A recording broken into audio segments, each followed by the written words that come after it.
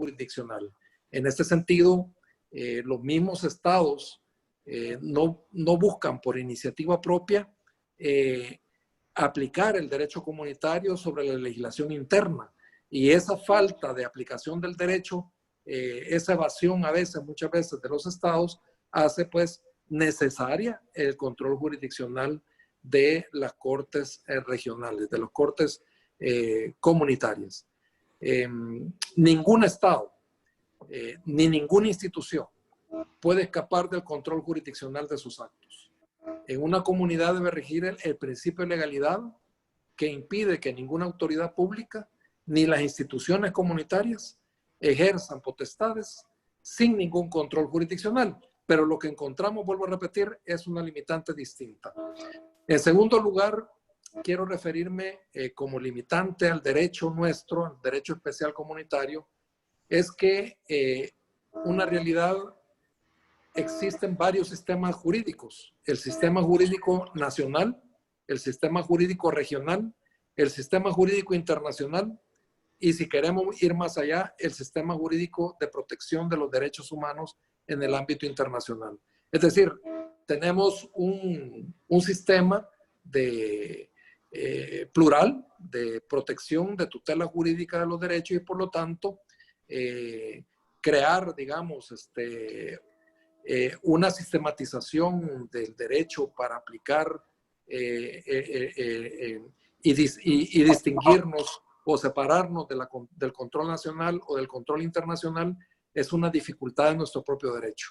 Además de esto, debemos de sumar que existen en la producción normativa diferentes formas de producción normativa, diferentes niveles de producción normativa. Los mismos órganos comunitarios, hay una gran cantidad de producción normativa, pero también derivado de los actos comunitarios hay negocios jurídicos en un ámbito de la persona común, en un ámbito de la persona jurídica, que también responden a ese sistema jurídico de normas en el sistema comunitario.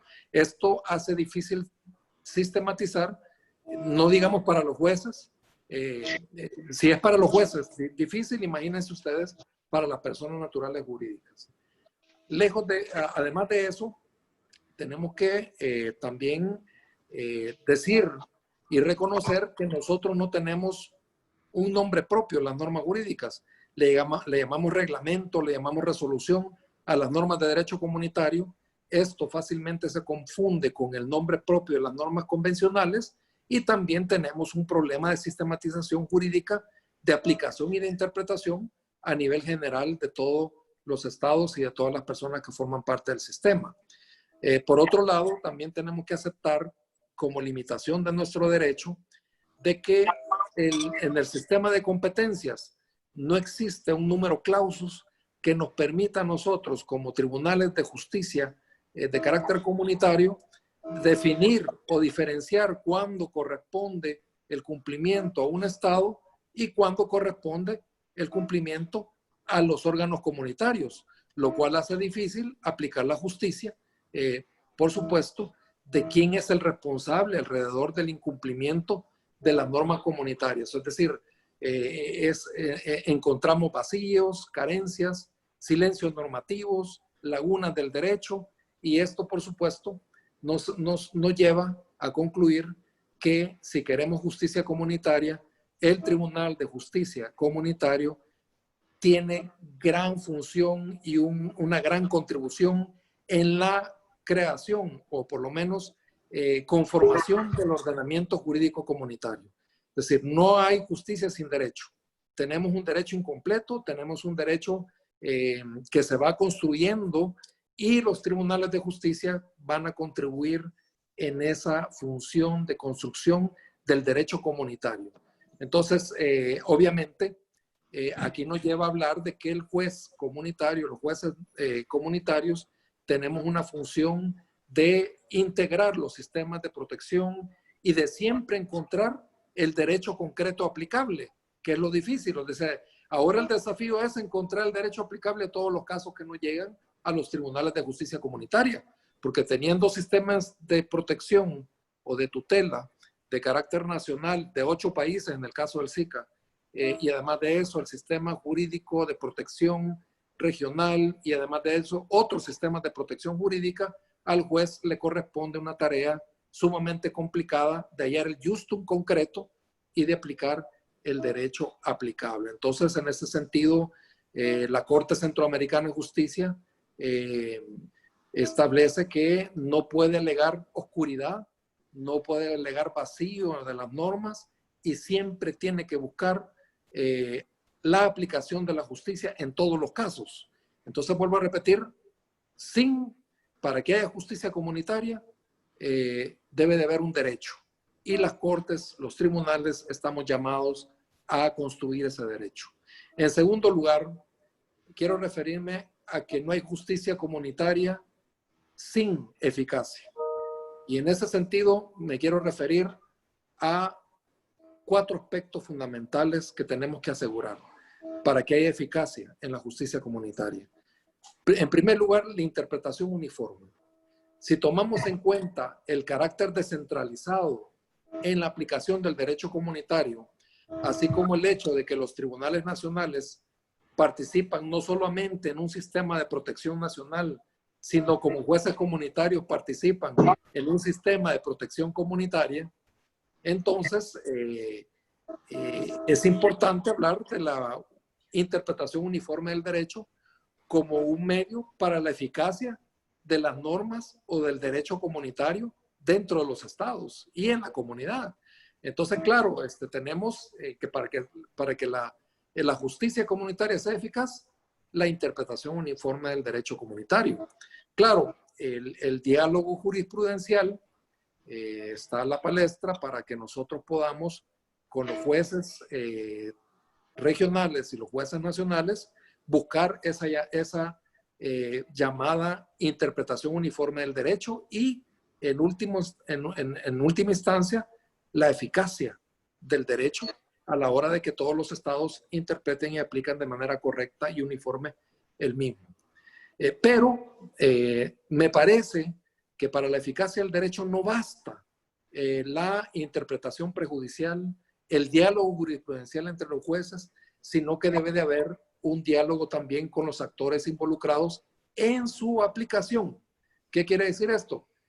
Que el diálogo jurisprudencial es necesario también con las personas involucradas en hacer o en llevar a cabo la eficacia del derecho comunitario al interior de los estados. ¿Por qué? Porque muchas veces hay desinformación, muchas veces hay desconocimiento y esta es una verdadera limitación para el desarrollo y el progreso del sistema de integración. El diálogo jurisprudencial, entonces, es un diálogo muy útil, yo creo que no solamente entre jueces, sino ahora entre regiones. ¿Por qué? Porque no podemos dudar que el derecho comunitario son máximas de experiencia. Nadie de nosotros puede negar que no hemos utilizado las sentencias del Tribunal de Justicia Europeo para salvar las deficiencias de las que hablé en la primera parte. Es decir, esas deficiencias existen en todos los sistemas comunitarios porque existen varios sistemas jurídicos que hay que aplicar. Entonces, el derecho incompleto y en construcción en los sistemas comunitarios existe. Entonces, las sentencias para nosotros del Tribunal Permanente de Revisión del Mercosur o las sentencias del Tribunal de Justicia de la Comunidad Andina, para mí son derecho comparado que me sirven de máxima experiencia porque de esa forma yo puedo ver cómo ustedes han ido superando esas limitaciones del derecho comunitario, esas dificultades de resistencia de los estados a aplicar y a ejecutar el derecho comunitario entre los estados nacionales. Entonces me parece a mí que también el diálogo jurisprudencial entre regiones, para el derecho comparado es sumamente útil. En tercer lugar, me quiero referir al acceso de los particulares como parte de la eficacia del derecho comunitario. Debemos reconocer que los particulares desconocen la existencia de varios regímenes de protección de sus derechos. Otro obstáculo es los vacíos normativos para su intervención. Normalmente los particulares tienen vacíos normativos grandísimos para que puedan intervenir. Y sin duda la falta de publicidad y procedimiento abierto al acceso de las personas en los sistemas comunitarios. Es decir, no solamente a veces las comunidades de derecho arrastran la falta de cultura administrativa de los estados nacionales, porque también en los estados nacionales hay diferente tratamiento de los recursos y del acceso a las personas a los expedientes administrativos. Ya no digamos a veces en los sistemas comunitarios, donde también hay falta de un procedimiento abierto para la participación de los particulares. Al final les decía yo, los estados tratan de cualquier forma, a través de la diplomacia jurídica, evitar llegar al control jurisdiccional. Y en ese sentido, las personas naturales y jurídicas a veces son las llamadas a estar controlando la actividad de los estados, a estar controlando la eficacia del derecho dentro para el cumplimiento de los objetivos de integración. Entonces, por ejemplo, tenemos también que el juez, y esto va para mí mismo, ¿verdad? Debe superar el déficit jurisdiccional y el carácter restrictivo de acceso a los particulares con las sentencias evasivas. Es decir, las sentencias que declaran inadmisible o desestimable cualquier participación del particular sobre la base o no del fondo de la cuestión. Es decir, el juez tiene que estar más abierto al jus standi, a la posibilidad de que el particular pueda llegar y pueda realizar un control en la aplicación del derecho comunitario dentro del control jurisdiccional de los tribunales regionales. También, además de eso, me quiero referir a la independencia de sus jueces. Es decir, si queremos una justicia eficaz, los jueces deben de ser independientes. Aspecto que es recurrente en todas las cortes, ¿verdad? No es un tema únicamente del derecho comunitario, pero es necesario contar con mecanismos de elección de magistrados y jueces que estén alejados del sistema de partidos, ¿Por qué?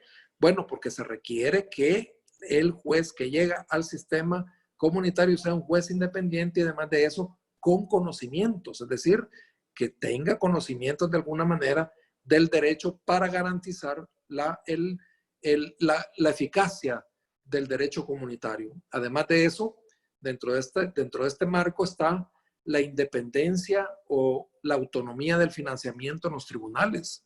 Es decir, no podemos depender de los gobiernos para mantener un tribunal, sino que pues debería de ser que el financiamiento venga de las ganancias o de los factores de recolección comunitarios a efecto de garantizar la independencia de los tribunales. Todos sabemos que una sentencia en contra de un Estado puede implicar la falta de pago o emolumentos de sus jueces. Entonces, no digamos el hecho de que también los jueces puedan tener esa capacidad discrecional de poder tomar decisiones de carácter o de nivel político y para eso también requieren de un seguro. Es decir, el seguro de responsabilidad civil de un juez comunitario es importantísimo para su independencia por los errores judiciales o por las decisiones políticas de los estados. Es importante que el juez sea independiente y también tiene que tener la posibilidad de responder ante sus errores o ante cualquier decisión política de los estados. Por supuesto, por último, hablar ya del cumplimiento y ejecutorialidad de las sentencias. Si queremos un sistema de justicia comunitario eficaz, debe de haber cumplimiento y ejecutoriedad de las sentencias. Y esto tiene mucha relación con el tema de cooperación horizontal entre tribunales regionales y tribunales nacionales. Ya hablamos de la cooperación que debe tener el tribunal regional con los temas de interpretación prejudicial a efecto de colaborar con el juez nacional a encontrar una interpretación y a lograr la uniformidad en las interpretaciones del derecho comunitario en aplicación en los estados nacionales.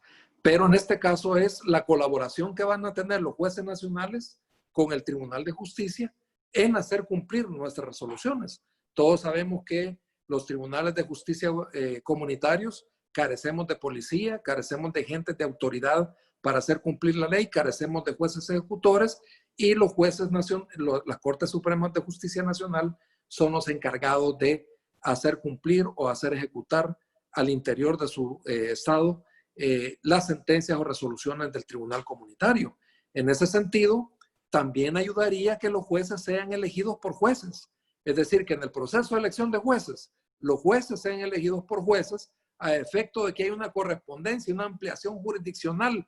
Es decir, la Corte Suprema de Justicia de mi país va a conocer al juez que ha sido nombrado en el sistema comunitario y por lo tanto hay una correspondencia y hay una cercanía. Obviamente, el hecho de que ya haya un diálogo jurisprudencial también nos ayuda a la ejecución y eficacia de las sentencias. Estos 4 aspectos me parece que son importantes para la eficacia de la justicia comunitaria y yo me quedaría aquí, magistrados, con mucho agrado de acompañarles, de poder transmitir y de poder dialogar entre nosotros los problemas y también las propuestas alrededor de unos sistemas de derecho que se están construyendo y que son sumamente complicados. Muchas gracias.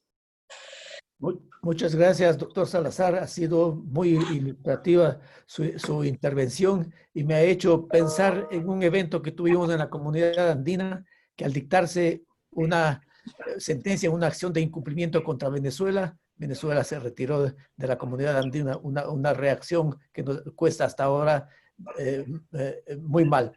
Con esta explicación, doy la palabra al doctor Luis Díez Canseco, con el fin de que continúe con la presentación de los siguiente expositor.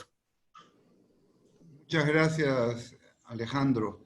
Es para mí un verdadero privilegio como ex magistrado y expresidente del Tribunal de Justicia de la Comunidad Andina, presentar a Hernán Romero Zambrano, magistrado principal por la República de Ecuador y actual presidente del Tribunal de Justicia de la Comunidad Andina, quien nos va a honrar con su presencia para ilustrarnos sobre la importante labor que el Tribunal Andino de Justicia desarrolla en el contexto internacional.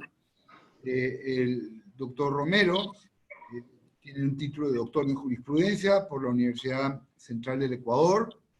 Adicionalmente tiene 2 magísteres en Derecho, uno en Derecho Económico por la Universidad Andina Simón Bolívar, y otro en Negociaciones Económicas Internacionales por la Pontificia Universidad Católica del Ecuador.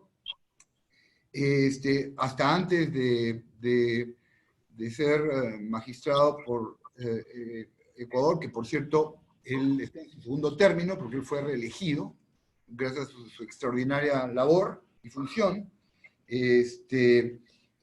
trabajaba en su propio despacho de abogados, Romero y Asociados, y obviamente es profesor de Derecho en la Universidad Central del Ecuador. Yo tuve el privilegio de conocer al presidente Romero cuando en el tribunal instauramos un sistema bastante interesante y sui generis de resolución de situaciones cuando había empate de votos. Recuerden que la Comunidad Andina somos 4 países y se dio históricamente una situación interesante que era la de votos empatados, y desarrolló un sistema que tuve el honor de proponer a los efectos de que pudiera establecerse un mecanismo para que pudiera desempatarse los votos. Y ahí el doctor Romero, como experto en Derecho Económico Internacional, y además un gran conocedor del derecho aduanero, pues presentó su voto muy bien fundamentado, y bueno, y digamos que ahí comenzó su participación activa hace ya algunos años en las lides de la integración. Él es parte de este esfuerzo importantísimo que seguramente va a explicar en unos minutos, que ha desplegado el Tribunal Andino de Justicia, que no sé si lo sabrán, pero es la tercera corte más importante a nivel mundial en materia de solución de controversias. Supongo que no va a dar la data autorizada, pero la que yo tenía, el Tribunal Andino ha visto más de 7.000 casos, o perdón, de 6.000 casos en total, en su historia, 6.000 casos, que es una cantidad sumamente importante. y no solamente ha visto muchos casos, que ya nos va a explicar el doctor Zambrano sobre este particular, sino que además es muy activa en la labor de difusión del ordenamiento jurídico andino, porque parte del mandato del Tribunal Andino no es solamente resolver, sino difundir el sistema jurídico andino. La comunidad andina, por ejemplo, en pequeños detalles, ha participado en más de 140 eventos internacionales para difundir el ordenamiento jurídico andino, lo cual, y probablemente sea doctor Zambrano o Romero, el 141. Así que sin más, le doy la bienvenida al doctor Romero para que nos ilustre sobre la labor del Tribunal Andino de Justicia. Muchísimas gracias. Muy buenas tardes. Mi saludo muy cordial a los queridos panelistas y un gusto poder participar con todos ustedes.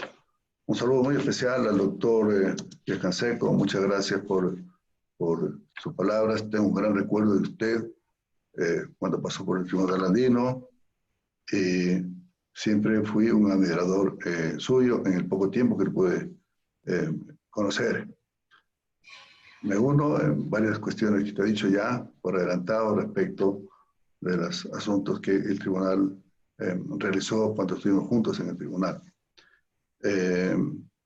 También mi saludo muy solidario a la comunidad andina y a la comunidad latinoamericana por estar viviendo esta situación difícil de la pandemia por lo que estamos atravesando. A mí se me ha pedido que hable sobre la situación actual del tribunal y perspectivas, y lo voy a hacer con mucho gusto. Yo voy a dar una opinión personal de mi apreciación de lo que el Tribunal de Justicia ha hecho durante su historia, lo que he hecho durante mi permanencia en el tribunal. También quiero decir que comparto mucho lo que ha manifestado el doctor Salazar, presidente de la Corte Centroamericana de Justicia. Comparto plenamente. Creo que tenemos que implementar un espacio de diálogo subregional, los organismos que nos dedicamos al control jurisdiccional comunitario, muy importante, ¿sí? Y mi actuación, mi presentación, voy a hacer referencia a aspectos de competencia del tribunal, lo que ha sido importante dentro de la gestión de las competencias del tribunal. Hablaré sobre aspectos que son importantes que se implementen para mejorar la eficacia del tribunal y un poco más de cosas me voy a referir a la situación actual por la que atraviesa el tribunal. Bueno, voy a comenzar diciendo que el Tribunal de Justicia, en funcionamiento de 1984, e instituido como órgano único, permanente y supranacional de solución de controversias en la comunidad andina, ha venido trabajando arduamente, sin detenerse, incluso en la presente crisis sanitaria, tanto de manera presencial como telemática, cumpliendo su misión fundamental de declarar el derecho andino, de asegurar su aplicación e interpretarlo, ejerciendo tanto las competencias judiciales como las atribuciones administrativas asignadas en el Tratado Constitutivo, en su estatuto y en su reglamento interno. Su jurisdicción, como es conocido, comprende el territorio de los 4 países miembros de la Comunidad Andina, Bolivia, Colombia, Ecuador y Perú, mismos que han cedido parte de la soberanía al tribunal sin que puedan someter sus diferencias a otros sistemas de solución de controversias ni dentro ni fuera de la subregión andina. Un aspecto esencial, sustancial, en el ejercicio de las competencias judiciales del tribunal y que ha sido crucial y fundamental para la consolidación y subsistencia del proceso de integración subregional andino es el control de la legalidad que ejerce el tribunal mediante la acción de nulidad sobre las normas y actos que emiten los órganos comunitarios con el fin de impedir que se violen las normas fundamentales de derecho primario y las normas derivadas o de derecho secundario.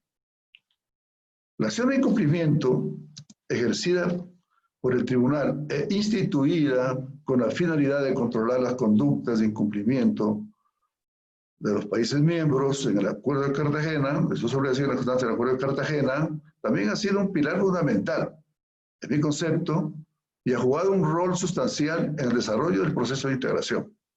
Esta acción, que tiene una fase precontenciosa ejercida por la Secretaría General, debe agotarse como requisito previo para acudir con la demanda al tribunal. Por el recurso de omisión o inactividad, se ha combinado a los órganos comunitarios para que cumplan con las actividades que están obligadas a realizar cuando sean requeridas para hacerlo. Han habido algunos casos, pero en todo caso ha habido la oportunidad para que pueda combinar el tribunal a los países a que cumplan con esta obligación. Mediante la acción laboral, que también es competencia del tribunal, se ha solucionado las controversias entre los organismos del SAE, sus empleados y funcionarios.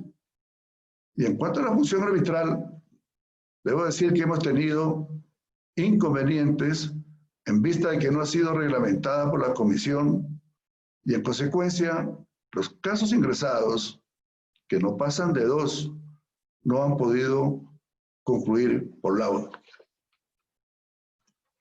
En cuanto se refiere a la interpretación prejudicial, esta es competencia y responsabilidad única y exclusiva del tribunal y ha significado el trabajo más arduo y abundante, como lo veremos al final, sin el cual no se hubiera logrado la aplicación uniforme del derecho comunitario andino en el territorio de los países miembros. Su resultado, en mi concepto, ha sido trascendental y ha significado un avance notable para el afianzamiento del proceso de integración andina. También la abundante jurisprudencia generada por el tribunal sobre las características u atributos del derecho comunitario andino, como son de ser autónomo, obligatorio, de aplicación inmediata, efecto directo, y gozar de supremacía o primacía sobre el derecho interno, inclusive sobre el derecho internacional, le han dado credibilidad, seguridad y previsibilidad al sistema, habiendo sido reconocido dentro y fuera de la subregión. Debo agregar que las sentencias del tribunal son vinculantes y los países están en el deber de cumplirlas, pues los países miembros se obligaron por el Tratado Constitutivo del Tribunal a adoptar las medidas que sean necesarias para asegurar el cumplimiento de las normas que conforman el ordenamiento jurídico comunitario andino y a no adoptar medida alguna que sea contraria a las normas o que de algún modo obstaculicen su aplicación. También cabe resaltar que la facultad dada a los particulares para que intervengan ante el tribunal como personas naturales o jurídicas cuando sus derechos han sido vulnerados, ha incrementado su interés, convirtiéndolos en vigilantes y actores importantes del cumplimiento del derecho comunitario andino, encontrándose su actuación garantizada por el debido proceso, lo cual ha hecho que la integración gane en justicia, libertad y democracia. Me quiero referir seguidamente a las materias o aspectos sobre los cuales el tribunal se ha pronunciado, tanto en sus sentencias como en sus interpretaciones prejudiciales. Esto lo hago porque tengo la certeza y seguridad de que muchas personas, incluyéndose abogados, desconocen cuáles son las materias que se tratan en el Tribunal de Justicia. Y por eso he sacado un listado que lo voy a dar a conocer respecto a las materias más importantes que el Tribunal se ha pronunciado. El derecho de autor y propiedad intelectual ha constituido la materia más solicitada y representa el 80% de la actuación judicial del tribunal. En menor número, el tribunal se ha pronunciado sobre otras materias como competencia y defensa comercial, aduanas, tributación, comunicación, minería ilegal, medio ambiente, transportes e infraestructura, migración, acceso a mercados, gravámenes y restricciones del comercio, salvaguardias, origen, arancel externo común, programa de liberación del comercio, obstáculos técnicos del comercio, subvenciones y medidas compensatorias, derechos antidoping, servicios de inversiones, etc. También el tribunal se ha pronunciado sobre materias de la OMC, que han sido incorporadas al derecho comunitario andino, como son los ASPIC, el Convenio de Kioto sobre la simplificación y facilitación de regímenes aduaneros, así como asuntos y los temas de valoración y nomenclatura aduanera, entre otros. Bueno, como se puede observar, somos un tribunal internacional muy activo y multifacético, con grandes responsabilidades. Sin embargo, lo dicho, considero que como todo tribunal de esta naturaleza y como todo ordenamiento jurídico que regula un proceso de integración, debe ser modernizado y actualizado de acuerdo a las realidades presentes y actuales, tanto con el fin de darle más eficiencia y seguridad al sistema, como para llenar los vacíos legales que existen. Por ejemplo, he pensado que para manejar su eficiencia y seguridad, sería conveniente dotarle al sistema nuestro de una doble instancia judicial, constituida por un tribunal superior de apelación o de revisión que por ahora no existe. Se debería nombrar un abogado general, que sí está previsto en la legislación normativa andina, a fin de que califique admisiones, presente dictámenes y recomendaciones, como sucede en la Unión Europea. También se ha planteado que se amplíe la competencia arbitral para poder conocer asuntos derivados de los contratos de inversión extranjera, así como es importante una reforma para deslindarle al Tribunal de Justicia de responsabilidades administrativas que distraen su función principal y que a veces nos quita más tiempo que las mismas sesiones judiciales. Para llenar vacíos legales y hacer más ágil el sistema, existen varias sugerencias, entre otras, por ejemplo, establecer la doctrina del acto aclarado para evitar hacer consultas prejudiciales obligatorias sobre asuntos idénticos que ya se ha pronunciado el tribunal. Se deben expedir normas por parte de la comisión que reglamente para hacer viable y efectiva la función arbitral, así como se debe solucionar, como manifestó ya el doctor Canseco, solucionar el problema del número de magistrados del tribunal para evitar los empates en los autos y sentencias. Este sistema por ahora tiene una solución temporal mediante el llamado a los magistrados suplentes por sorteo, pero que puede implicar ciertas dificultades por temas de imparcialidad que podrían darse. También es importante mencionar que el tribunal ha actualizado su reglamento interno con varios fines, entre otros, para hacer más ágil el despacho de las causas, eliminando procedimientos innecesarios y repetitivos.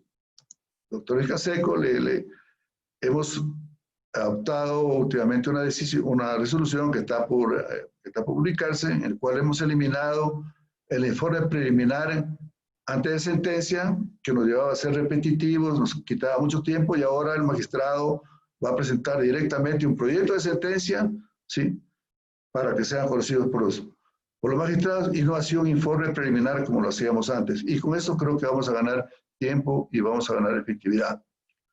También se ha hecho reformas para hacer más efectivo el principio de transparencia y publicidad de la información, abriendo al público la facultad de acceso a las actuaciones del tribunal, tanto en lo judicial como en lo administrativo. También se ha establecido la facultad a las partes a ser escuchadas en audiencias de interpretación prejudiciales cuando se trate de asuntos y aspectos de carácter técnicos, científicos, especializados, ¿sí?, que se requiera de expertos también y de manera excepcional. Finalmente, considero que se deben revisar algunos aspectos administrativos otros de infraestructura, financieros, presupuestarios, pues justamente se va a llevar a efecto una consultoría para revisar la falta de presupuesto del tribunal, que tiene congelado su presupuesto por 12 años, así como también se van a tratar de a conocer otros aspectos del sistema de exclusión de controversias. Debo terminar diciendo que el tribunal, en solidaridad y consciente con la situación social y económica de los países miembros, por un lado, ha solicitado la implementación de medidas de autofinanciamiento para ayudar a aliviar el presupuesto. También el tribunal ha venido aplicando de manera constante un plan de austeridad para reducir gastos, muy sin embargo, del crecimiento exponencial de causas, especialmente en los últimos 6 años, como lo vamos a ver más adelante. También el tribunal, vale decir, ha suspendido su periodo intermedio de vacaciones y han implementado de manera muy eficiente el teletrabajo, reforzando el cuidado, obviamente, de la salud de sus magistrados, funcionarios, empleados y trabajadores. Como lo anuncié, para finalizar, expongo un cuadro, 3 cuadros voy a exponer, ilustrativos, sobre el incremento de las causas en el Tribunal de Justicia.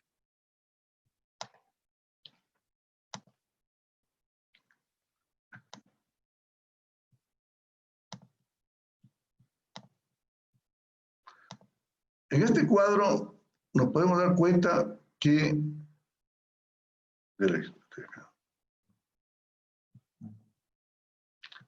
en general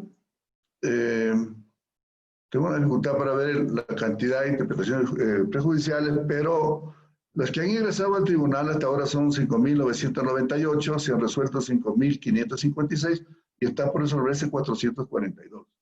Acciones de incumplimiento, estoy hablando desde el año 84 hasta la fecha actual. Acciones de incumplimiento han ingresado 134, se han despachado 130 y faltan por despacharse 4. Acciones de nulidad de interpuesto 78, se han resuelto 70 y faltan 8 por resolverse. Demandas laborales 23, se han resuelto 22 y falta por resolverse 1. Y recursos por omisión se han presentado 10 y no tenemos ningún caso por el momento. Todo esto nos da un total de 6.245 casos ingresados hasta la fecha actual, resueltos 5.790 y 455 pendientes. En acciones de incumplimiento por demandado desde el año 1984 a 2020, tenemos que Bolivia ha sido demandado por 4 veces, Colombia por 4, Ecuador 35, Perú 33, voy a mencionar a Venezuela porque está en el registro 28, y dando un total de 134 acciones de incumplimiento en toda la historia, en toda la vida del Tribunal de Justicia de la Comunidad Andina. Y en cuanto a acciones de nulidad, podemos fijarnos que Bolivia y Colombia no han sido demandados, la Comisión de la Comunidad Andina 6, la Comunidad Andina 1, un proceso que terminó por, no fue rechazada la demanda de admisión. Ecuador en una ocasión, la Junta de Acuerdo de Cartagena 9, el Parlamento Andino 4, Perú 1, la Secretaría General de la Comunidad Andina 54, Venezuela 22, y dando un total de 78 acciones de nulidad que se han presentado. Finalmente, quiero que este cuadro que lo estoy presentando es muy importante y refleja todo el movimiento, toda la historia del tribunal desde el año 1984. Si nos fijamos, en el año 1984 hubo 0 ingresos de causas al tribunal. En el 85, 1, y así fueron incrementándose hasta el año 2000, hasta 1994, en que apenas el tribunal tuvo en 10 años 10 procesos judiciales. Al año 2004, el tribunal llegó a 183 causas, y es a partir del año del 2014, realmente creo que estábamos en la presidencia del doctor Pierre Canseco, y el 2015, en que hubo ya el incremento exponencial de causas, habiendo pasado 2014 de 327 a 700 7 causas, en el 2016 630, 2017 476, 2018 752 y 2019 628. Pero es muy importante observar, ¿no?, que del año 2004 184, 2010 130, el salto ha sido prácticamente 5 veces más. He tenido el gusto de poderles compartir esta información y espero haber satisfecho algunas de las inquietudes que pudieron haber tenido y estoy dispuesto a satisfacer cualquier pregunta que se me haga. Muchas gracias.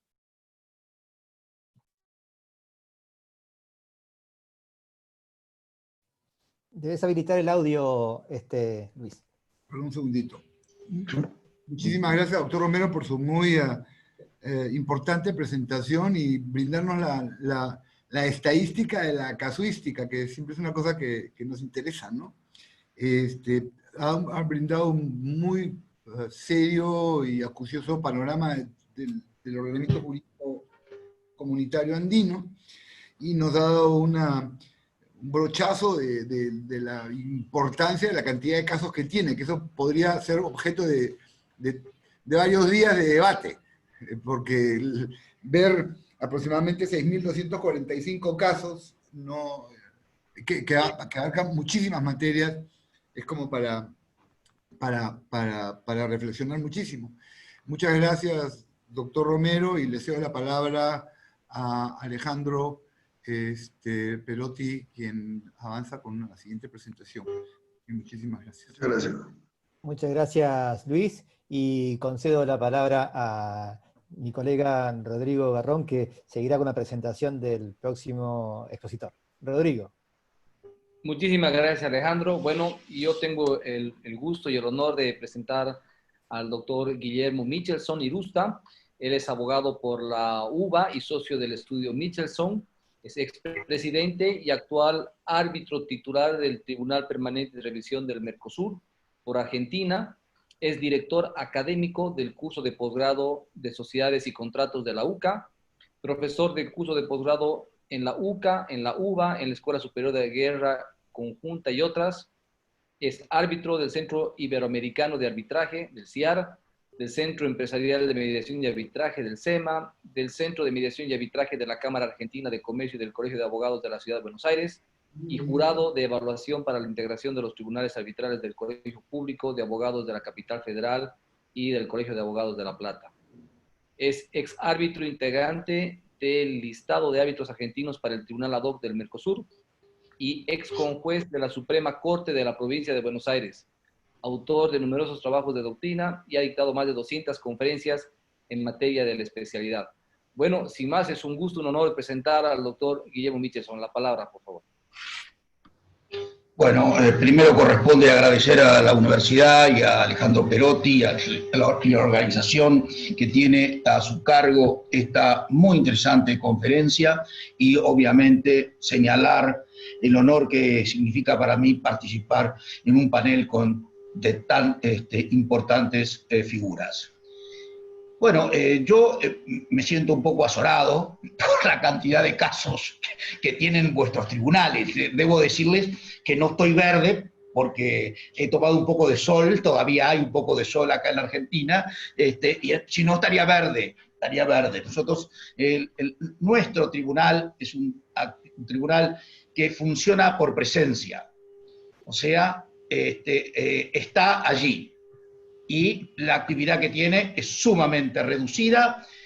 Yo en algún momento me moví buscando fechas, porque cuando escuché 6.000 y pico de casos, yo dije, pero ¿cuándo fue fundado este tribunal?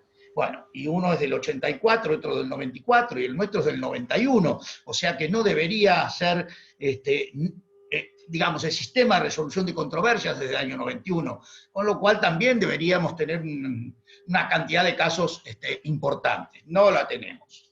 La historia del sistema de resolución de controversias en el Mercosur comienza en el Tratado de Asunción. aparece el tratado de resolución, pero como sistema de resolución, donde lo que existía era un sistema de negociaciones directas y si no, la actuación del Grupo Mercado Común como una especie de mediador, diríamos, que podía llegar a hacer alguna propuesta, igual que el Consejo del Mercado Común. De allí en más, tenían 120 días para hacer un sistema definitivo. Efectivamente, se cumple en fecha la aprobación y suscripción del Protocolo de Brasilia, que subsiste hasta el 2004, prácticamente, que durante su vigencia se producen o se realizan 10 arbitrajes sobre cuestiones diversas. El Protocolo de Brasilia concluye en el año 2002, no concluye definitivamente, sino que en el año 2002 se aprueba el Protocolo de Olivos, que entra en vigencia en el año 2004. Luego se reglamenta por el Protocolo de Olivos, a través del reglamento, el Protocolo de Olivos, la decisión 37. Posteriormente hay una designación del primer secretario del TPR, esto es alrededor del 2006, y así se mantiene hasta que en el 2018 hay un protocolo modificatorio del Protocolo de Olivos que entra en vigencia, como les digo, en el año 2018, pese a que había sido firmado en el año 2007. Como ustedes verán, nuestra actividad es muy parsimoniosa, o sea, nada tiene demasiada urgencia. Imagínense que para que se ponga en vigencia ese Protocolo 2, que entre otras cosas creaba la Secretaría del Tribunal, pasan cerca de unos 11 años, o un poco más, y ya de hecho en el año 2004 se nombró el primer secretario, pese a que todavía no estaba regulado. Pero bueno, por eso el sistema funciona por presencia. O sea, los problemas no se arreglan en la vía jurisdiccional, los problemas se arreglan en la vía diplomática y en la vía política. ¿Cuándo se arreglan? Hay veces que no se arreglan, pero tampoco se les lleva a la vía jurisdiccional. Lo cual, sin ninguna duda, y ratifica lo que me había dicho en algún momento un distinguido integrante de la Corte Europea de Justicia, de la Unión Europea, que dijo, si algo hay que reconocerle al Tribunal de la Unión Europea es cómo colaboró, un poco lo que decía Salazar Grande y también Romero Zambrano, cómo colaboraron para el proceso de integración. Nosotros no hemos avanzado en ese sentido, simplemente, y con estas limitaciones que les anticipo, voy a hacer un breve raconto de qué hace nuestro tribunal TPR. El TPR, que nace en el Protocolo de Olivos, que es del 18 de febrero del 2002, comienza a funcionar en el año 2004. ¿Qué se le reconoce? ¿Qué competencias se le reconoce? Porque esto también es importante, porque prácticamente estamos siempre dentro del mundo interno del Mercosur, o sea, pero dentro de la estructura Mercosur, y no para casos externos, ¿no es cierto?, o de casos de ciudadanos o particulares. La posibilidad de que lleguen los particulares al sistema jurisdiccional del Mercosur requiere como cuestión previa de que la Comisión de Comercio haga suyo el caso y que lo presente al Grupo Mercado Común, y que recién cuando llega al Grupo Mercado Común, entonces se convierte en ¿qué? En un estado, un conflicto más interestatal. En realidad no hay, el particular lo que hizo fue ser un impulsor del inicio del procedimiento, pero no, en realidad no actúa como tal, sino que el Estado Nacional de ese particular es el que lleva adelante, si así lo considera, después de una serie de filtros que tiene, lo lleva adelante y se convierte en un conflicto interestatal. En su regulación, en el Protocolo de Olivos 1, Bueno, se prevé que el tribunal, el TPR específicamente, actúe en plano jurisdiccional como un tribunal de alzada para atender las revisiones de los laudos de los tribunales ad hoc y eventualmente actuar como instancia única cuando los estados en conflicto, de común acuerdo, tiene que haber unanimidad, aceptan presentarse directamente el caso al TPR y obviamente renunciar a cualquier revisión posible porque no hay otro tribunal por arriba del TPR. Entonces tienen que renunciar y tienen que aceptar como definitiva el laudo que dicte este tribunal.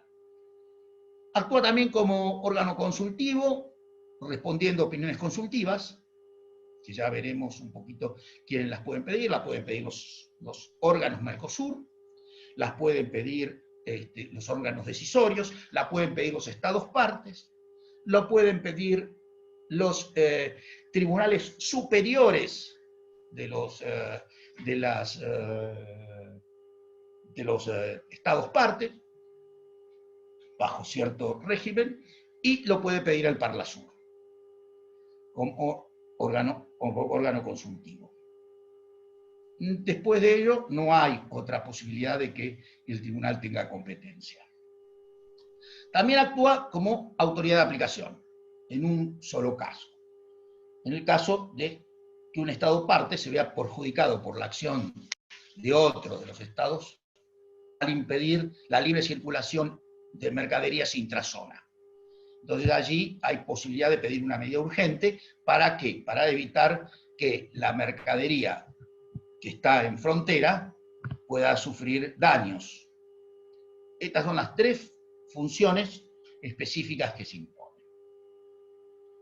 Si bien podemos caracterizar, ¿no es cierto?, que el régimen de resolución de controversias es parte del derecho fundacional del Mercosur, en mi opinión, este tribunal es de carácter paraestatal, ¿no es cierto? O sea, a diferencia de las otras dos cortes que han participado a través de sus presidentes, y que son supranacionales, o que se les reconoce supranacionalidad, el nuestro es simplemente paraestatal. Si bien los árbitros somos designados por los estados parte, de ninguna manera representamos a nuestros gobiernos. No recibimos instrucciones de los mismos y tenemos obligación de actuar con absoluta imparcialidad e independencia en la defensa de los intereses comunitarios. Tan es así que debemos firmar una declaración jurada que estamos en esas condiciones al momento de la elección y también al momento que el caso aparece. Esto lo establece el reglamento, en el protocolo de Olivos, en su reglamento, los artículos 19, 21 y concordantes. Consecuentemente, por su naturaleza, el efecto de los laudos no provoca la nulidad ni la derogación directa de las medidas o normas de derecho interno que puedan contradecir el ordenamiento mercosureño, sino que el tribunal declara la inaplicabilidad de ese ordenamiento al caso en concreto que está rejuzgando. Y adicionalmente, es importante saber que las resoluciones recaídas en el arbitraje solo alcanzan, si bien esto es normal dentro de lo que son los efectos ante terceros de los tribunales arbitrales, solo alcanzan a los estados en conflicto. Lo cual para mí también es una situación que hay que resolver, por lo menos para darle una mayor actividad al órgano y ayudar a la integración, porque hasta ahora me parece que lo que estamos haciendo no es de una gran ayuda, solamente aclara algunos conceptos cuando estos llegan a la instancia jurisdiccional. Hay otra función, ¿no es cierto?, no expresamente arreglada, pero que surge de la teleología normativa del Mercosur, que es el control de integracionalidad, por el cual tanto el Tribunal Permanente como también los jueces nacionales deben establecer el orden de prelación entre las normas de derecho interno y las comunitarias para su concreta interpretación y aplicación dentro del plexo normativo que se conforma. Ello, obviamente, cuidando muy estrictamente de observar las previsiones constitucionales de los diversos países. ¿Por qué digo esto? Porque las constituciones de Brasil y Uruguay no autorizan ninguna cesión de soberanía, aunque fuera imparcial, jurisdiccional, a órganos extranacionales o supranacionales. Cosa que sí ocurre en la Constitución de Argentina, en su artículo 75, inciso 22, y también la de Uruguay. Consecuentemente, hay mucho celo, son muy celosos, tanto Uruguay como Brasil, en evitar cualquier concepto o cualquier norma o cualquier detalle que pueda avanzar sobre la soberanía de los estados nacionales. La referencia que he realizado con relación al derecho primario del Mercosur me permite señalar una diferenciación entre el órgano jurisdiccional respecto de los órganos también originarios de la estructura comunitaria, los cuales son ya de naturaleza intergubernamental, en razón que para integrarse se utilizan representantes de los estados partes que actúan en los mismos y que cumplen instrucciones de sus gobiernos y retoman las decisiones, resoluciones o directivas por consenso y unanimidad. O sea, tiene que estar, para que el órgano pueda tomar la decisión, tiene que estar presente la totalidad de los representantes de los estados partes y además tiene que ser tomadas por consenso, o sea, por la totalidad de votos afirmativos. Y después, si esta norma afecta de alguna forma el ordenamiento interno de los países, requiere del proceso de internalización. Solo las normas que son estrictamente internas mercosureñas no requieren ese proceso de internalización.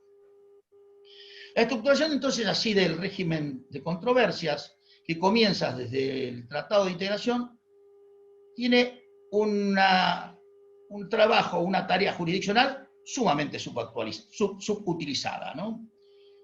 Especialmente frente al crecimiento necesario, normativo y funcional que se viene verificando en las áreas del Mercosur, aunque no es que nos vayamos a destacar por la enorme velocidad con que avanzamos, pero avanza. Sin embargo, el órgano jurisdiccional, si analizamos un poquitito, en la época que tuvo mayor actividad fue durante el Protocolo de Brasilia, o sea, en el periodo anterior al Protocolo de Olivos, o sea, hasta el 2004. Consecuentemente, yo creo que sería bastante prudente de que si queremos avanzar decididamente un proceso de integración, que los estados decidan utilizar más el órgano jurisdiccional. Son los estados los que tienen que decidir. Nosotros, como miembros del tribunal, lo único que somos receptores, no somos legisladores, no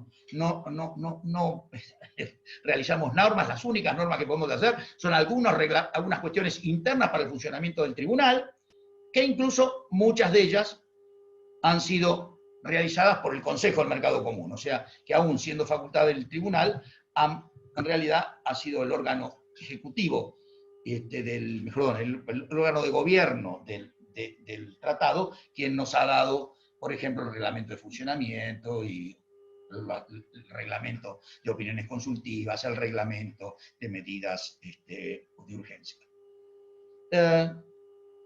Esto es lo que yo tengo para decir. No me parece que como elemento introductorio sea necesario avanzar mucho más, y sí, estoy totalmente dispuesto y quedo a disposición de todos los que quieran hacer preguntas al respecto de lo que hemos hablado. Muchas gracias.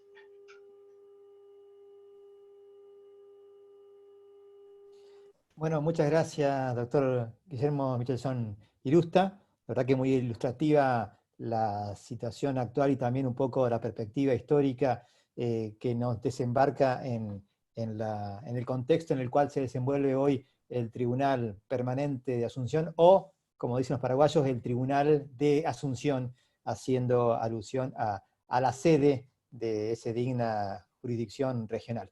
Tenemos una primera pregunta, aclaro para los que están siguiendo este webinar que pueden hacer sus preguntas en la opción preguntas y respuestas que figura al final de la página. La primera pregunta va dirigida para el señor presidente de la Corte Centroamericana de Justicia, y dice así: quisiera saber cuál es, a su criterio, el principal recurso que tiene la Corte Centroamericana o Corte de Managua, y que ha permitido desarrollar los principales aristas o notas distintivas del derecho comunitario centroamericano. Señor presidente César Salazar, queda usted en uso de la palabra.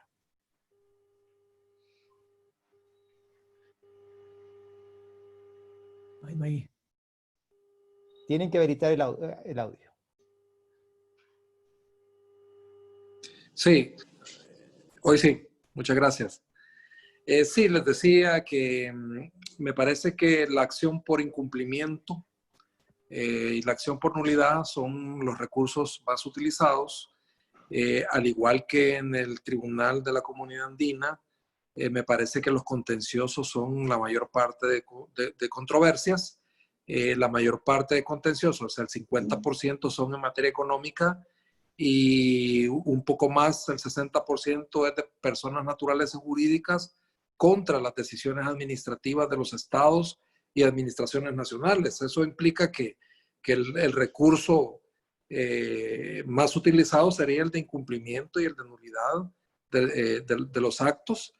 También, quizás en segundo lugar, la consulta. La consulta es más utilizada por los órganos comunitarios, dado, como les decía yo, las implicaciones de obtener un ordenamiento jurídico de difícil sistematización. Entonces hay mucha consulta, mucho conflicto de normas, muchos criterios de jerarquía a la hora de tratar de aplicar el derecho, y entonces esos son los recursos más importantes.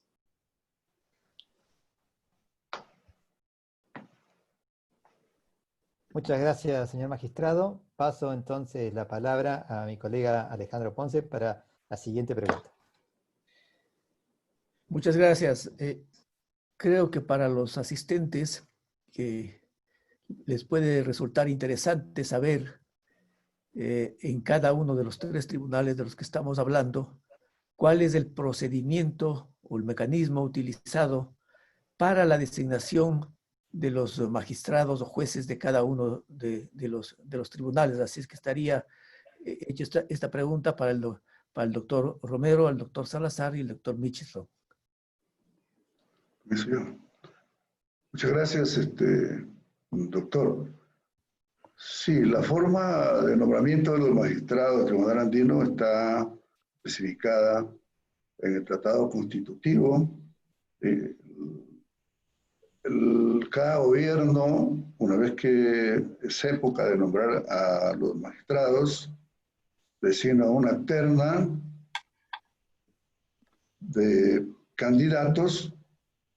Una vez que se han cumplido los requisitos que nos exigen que presentemos, ¿no? La función ejecutiva presenta una terna al Ministerio de Relaciones Exteriores, y el Ministerio de Relaciones Exteriores pasa la terna a una comisión de plenipotenciarios que está conformada por un embajador de cada país miembro, los mismos que se encargan de analizar los expedientes, los antecedentes, los requisitos y las cualidades que reúne cada aspirante, y luego de lo cual se designa al magistrado principal del país. También se designan a los magistrados suplentes, también siguiendo igual procedimiento, ¿sí? Y en otras ocasiones también le piden opinión al magistrado principal respecto de los suplentes. pero es independiente el nombramiento de los titulares y de los suplentes. Cada quien presenta por su lado sus carpetas, su expediente y es calificado. Ese es doctor. Muchas gracias, doctor Romero. Doctor Salazar, por favor, en la Corte Centroamericana, ¿cuál es el procedimiento? Sí. Bueno, el procedimiento en la Corte Centroamericana es la elección de los magistrados por las Cortes Supremas de Justicia de los estados parte. No existe, digamos, es potestad de cada corte definir el procedimiento de elección. Para el caso de mi país, El Salvador, la Corte Suprema de Justicia abre un concurso público mediante el cual pone requisitos en ese concurso público que se publica en los diarios de circulación nacional. Los abogados y jueces proceden a participar en ese concurso. Hacen un examen con una comisión de magistrados nombrados y de ahí pues entra votación de corte plena. Ese es el proceso de elección en El Salvador y en cada corte hay un proceso de elección distinto, es decir, pero todos somos elegidos por las Cortes Supremas de los tribunales nacionales. Yo con esto quiero aclarar de que yo me referí a la independencia de los jueces, alejándolos de los sistemas de partidos. Los sistemas de partidos también pueden estar dentro de una Corte Suprema. Es decir, no debería, es decir, en general las Cortes Supremas deberían de ser colegiadas, ¿verdad? Pero no podemos negar la influencia de los sistemas de partidos dentro de las Cortes Supremas. ¿Qué quiere decir eso? Que sea por una corte o sea por el gobierno, es importante que esté alejada del sistema de partidos. ¿Por qué? Porque cuando el sistema de partido cambia, los jueces que fueron elegidos por otro partido van a pensar 2 o 3 veces condenar a un gobierno del partido anterior o del partido que no es de él, ¿verdad? Es decir, que lo mejor es que el magistrado esté alejado del sistema de partidos, porque si él permanece, en el caso de los centroamericanos, el nombramiento dura por 10 años. En 10 años van a cambiar gobiernos y en 10 años a nadie, si yo soy de un partido, es probable que esté prejuiciado para que mi resolución afecte al partido que entró. Es decir, ¿me entienden? Es decir, es un poco difícil hablar de esto, pero yo creo que es importante reconocer, porque con reconocer creo yo que podemos mejorar los sistemas de funcionamiento de una institución como es un tribunal de justicia. Muchas gracias, doctor Salazar. Doctor Michelson, en el Tribunal Permanente de Revisión del Mercosur, ¿cómo funciona?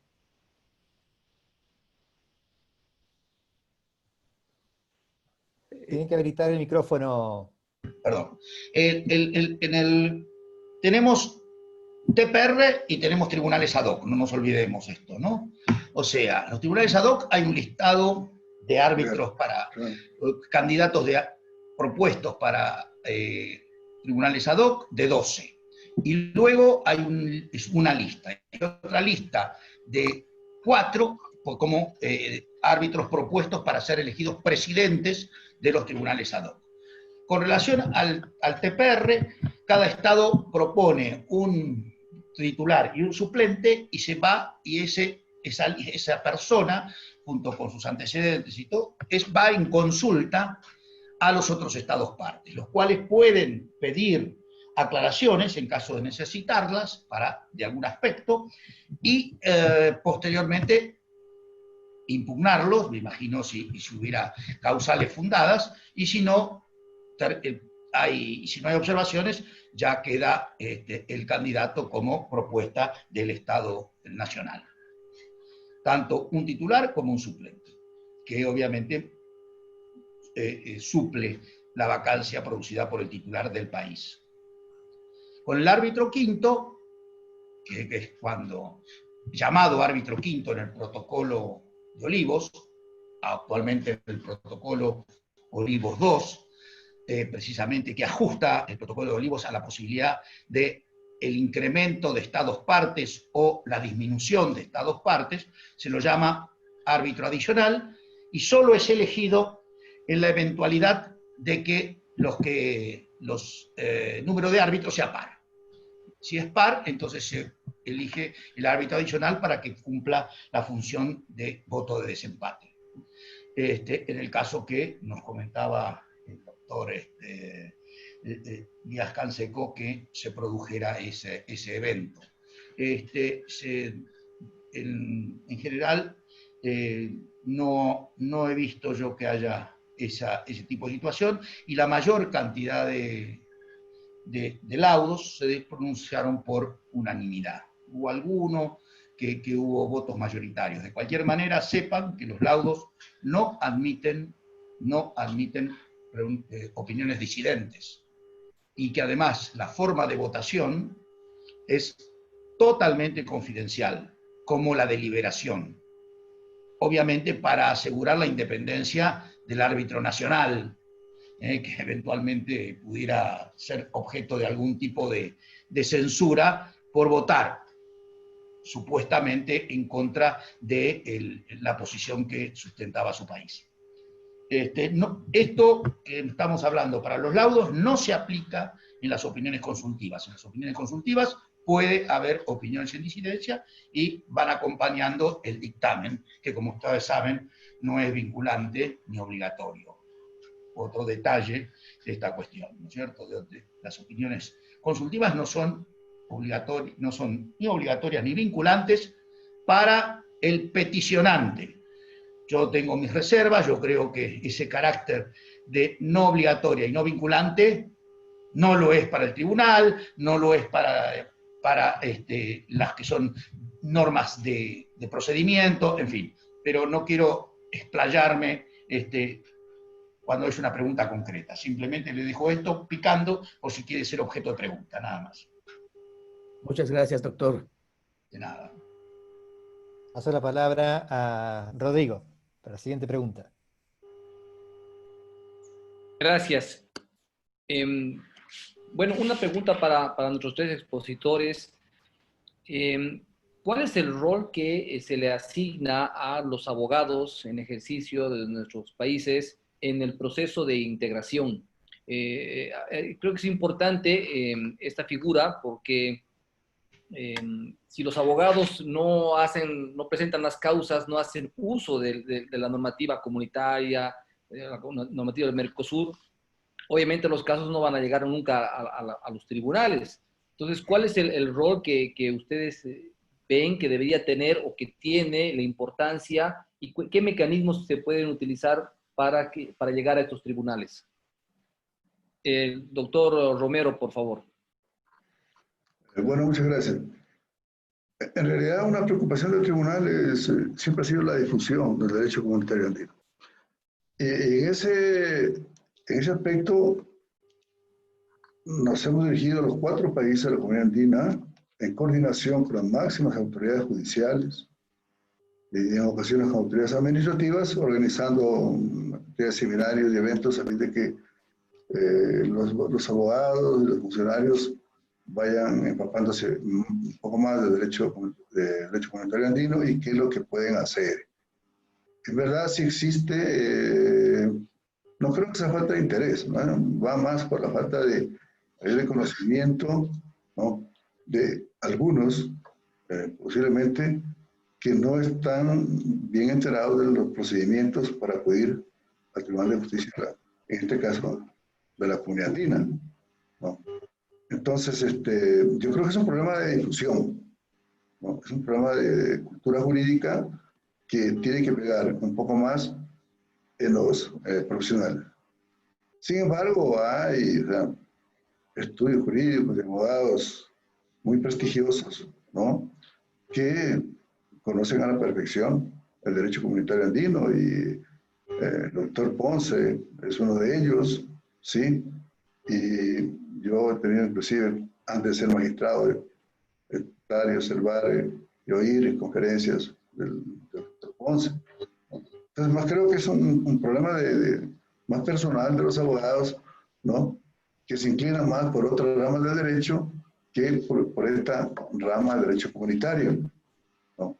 Por ahí yo le veo entonces el problema, El tribunal hace por su lado su tarea de difusión, ¿sí? Y los abogados que litigan ante los tribunales contenciosos sí conocen, sí saben, ¿no?, que en caso de que tengan que aplicar o que se controvierta la norma, saben ellos que tienen que de por medio está una interpretación prejudicial del Tribunal de Justicia, ¿no? Sí lo saben, ¿no? Sin embargo, yo creo que pues, el problema de fondo está aquí en la falta de difusión de derecho comunitario y obviamente el interés un poco más profundo de los abogados, ¿no?, por especializarse en esta materia, ¿no?, o por estudiar un poco más el derecho comunitario andino. Gracias. Muchas gracias, doctor. Doctor Salazar. Gracias. Sí, bueno, definitivamente la difusión y la formación estamos de acuerdo, es sumamente necesario.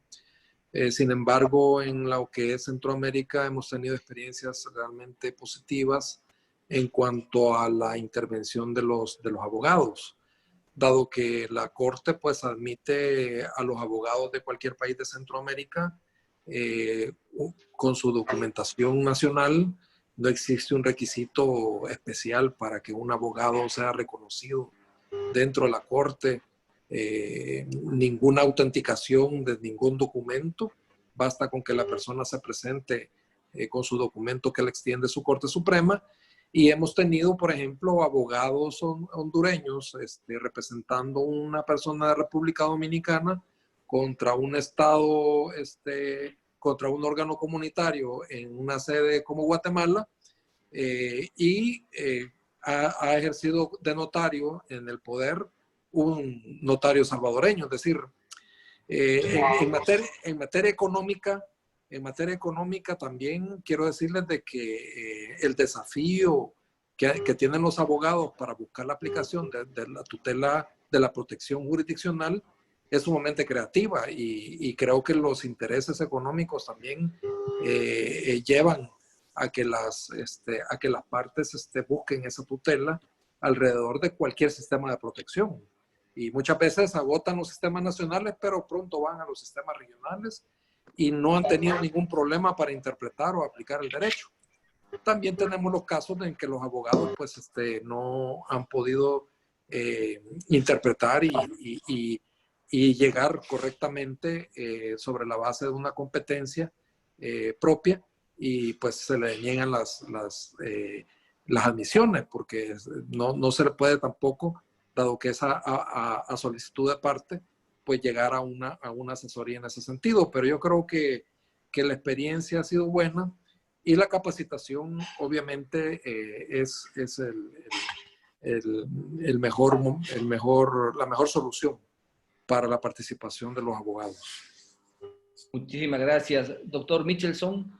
Bueno, volvemos un poquito a la naturaleza. Nuestro tribunal es un tribunal que resuelve conflictos interestatales.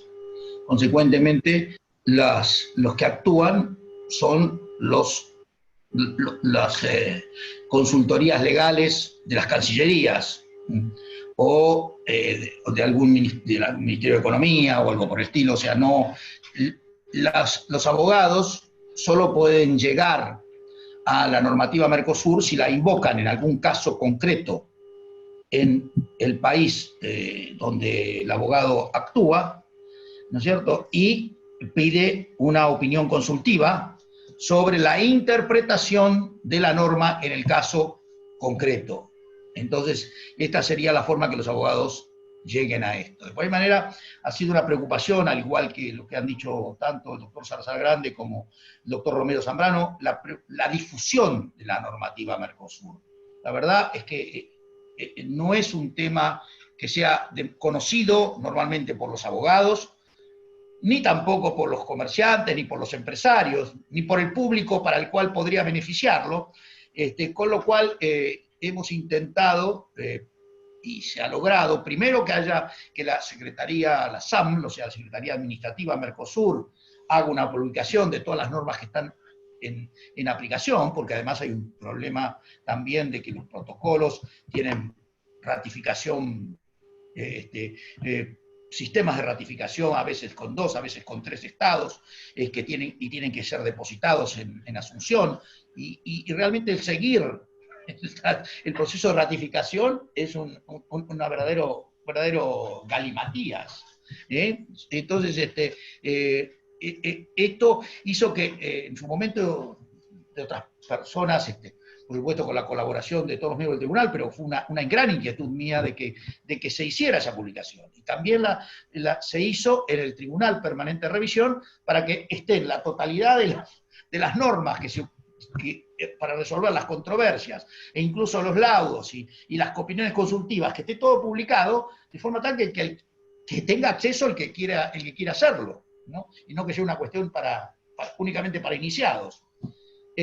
Consecuentemente, la posibilidad de los abogados de actuar, ya les digo, es en el caso concreto en la justicia nacional, plantear la norma Mercosur, que estaría en colisión con las normas que hacen a su derecho, y eventualmente pedir la opinión consultiva para tener mayor seguridad de que la interpretación que va a dar el juez nacional sea la que coincide con el organismo comunitario. Pero tampoco es obligatorio, o sea que puede ser que sí, y después estaría cómo hacer la opinión consultiva, cosa que no me voy a meter porque tenemos un especialista que es el doctor Alejandro Perotti. Cómo hacer para hacer la opinión consultiva. Así que no me voy a meter en esta camisa de 11 varas. Nada más. Muchísimas gracias, estimado doctor. Bueno, es una preocupación, ¿no? El tema de la limitación que tienen los abogados en el Mercosur. En el caso de la comunidad andina es un poco más amplio, ¿no? La participación es más directa en los casos y facilita bastante. Muchas gracias, doctor Perotti, por favor. Sí, paso la palabra a mi colega Luis Díaz Canseco para la próxima pregunta. Bueno, qué buenas presentaciones, y tengo varias preguntas, pero hay una que he notado que puede ser 2 preguntas que van dirigidas al doctor Romero y al doctor Salazar. La primera es, muy puntual, citan sentencias de otras cortes internacionales en sus decisiones. Esa es la primera pregunta. Doctor Romero. Bueno, usted sabe que lo que ha significado el Tribunal Europeo, ¿no?, que es prácticamente la cuna del derecho comunitario mundial, y se han dictado sentencias muy antes de su creación, y que realmente el Tribunal Andino tomaba de fundamento, ¿sí?, para el desarrollo de su jurisprudencia, y obviamente que ha sido citada. Si en este momento me pongo a enumerar, son una gran cantidad de jurisprudencia muy importante, que ha servido de base para el desarrollo de nuestra jurisprudencia. Como yo mencioné anteriormente, los atributos y características del derecho comunitario andino y las definiciones realmente de lo que significa la autonomía, el efecto directo, la aplicación inmediata, el efecto directo, la supremacía, son conceptos que vinieron desde Europa y fueron acá cogidos y desarrollados también, ¿no? Y eso fue una cuestión paulatina que se fue desarrollando, ¿no? Igualmente, lo que se puso de fondo respecto a la acción de incumplimiento y la acción de nulidad, ¿no?, sirvieron realmente de fundamento para nuestro tribunal y para el desarrollo mismo del derecho comunitario andino. Así que, muchas gracias. Doctor Salazar, tengo otra pregunta adicional para los dos. Sí, efectivamente, también el Tribunal de Justicia Centroamericano hace uso del derecho comparado. Obviamente no se utilizan las sentencias como definitorias de la determinación de una solución de un caso concreto. O sea, en todo caso se mencionan como derecho comparado. En Centroamérica podemos ir más allá de eso, en el sentido de que cuando se hicieron las reformas constitucionales que dieron pie a las normas habilitantes del derecho comunitario, se discutió en las asambleas nacionales el derecho comunitario europeo. Por ejemplo, en El Salvador hay una disposición que dice que la Asamblea Legislativa puede suscribir tratados en materia regional que conlleve la creación de organismos supranacionales. Si nos vamos a la discusión de la Asamblea Nacional que aprobó esa norma constitucional, se habló y se explicó qué era eso sobre la base de la Unión Europea. Y así podemos verificar la Constitución de Guatemala, la Constitución de Costa Rica, la última reforma que se hizo en el 2010 en la Constitución de República Dominicana, que habla de la creación de organismos con competencias comunitarias y de carácter supranacional. Las discusiones han sido sobre la base de la misma Comunidad Europea, es decir, de la misma Unión Europea. Yo creo que con eso le digo que estamos más que facultados como para poder utilizar de alguna manera el derecho comparado. ¿No? Y una cosa que creo que a los latinoamericanos nos va a dar mucho gusto, las sentencias del Tribunal Andino han sido citadas por el Tribunal Europeo. Y hay por ahí 2 o 3 que han sido tendencia en las redes internacionales. El doctor Romero no la cita por humildad, por buenas maneras, pero yo que estoy fuera sí puedo decirlo, ¿no? O sea, hay varias sentencias andinas que han sido citadas por el Tribunal Europeo como emblemáticas a nivel mundial, y Cortes Supremas de países que no pertenecen a la comunidad andina permanentemente citan las sentencias del Tribunal Andino de Justicia. Entonces, que es muy importante ese diálogo, ¿no?, entre las cortes de nuestros países, porque además de avanzar con el proceso de integración individual, coadyuvan con el esfuerzo de buscar una patria grande que es América Latina. La segunda pregunta, que es bien interesante, que también va dirigida al doctor Romero y al doctor Salazar, es si consideran que la posibilidad que tienen los particulares, ciudadanos, de iniciar en forma directa demanda contra los Estados miembros ante el propio Tribunal Regional constituye una herramienta valiosa que apuntala a la tutela judicial efectiva regional. Doctor Romero y doctor Salazar después.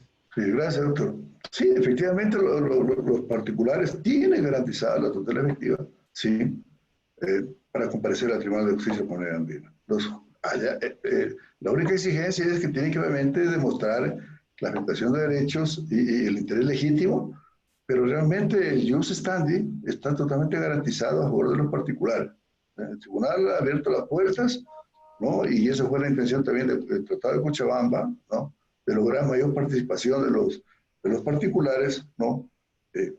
Y respecto a quien esté litigando frente a otro país miembro, no hay ningún problema. Como dijo el magistrado anteriormente, los jueces somos totalmente independientes, si no dependemos no recibimos órdenes de ningún gobierno, ¿sí? En ese sentido, si entra un particular en una controversia con país miembro, la tutela efectiva está garantizada y el que tiene la razón y el que tiene derecho, pues se le dará, ¿sí?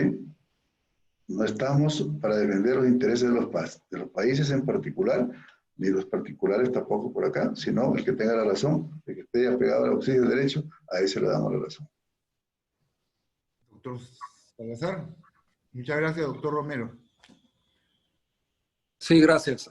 Sí, efectivamente, me parece que la posibilidad de que una persona natural o jurídica participe directamente para el control jurisdiccional de los estados y de las instituciones comunitarias, porque recordémonos que todos son sujetos en este sistema comunitario.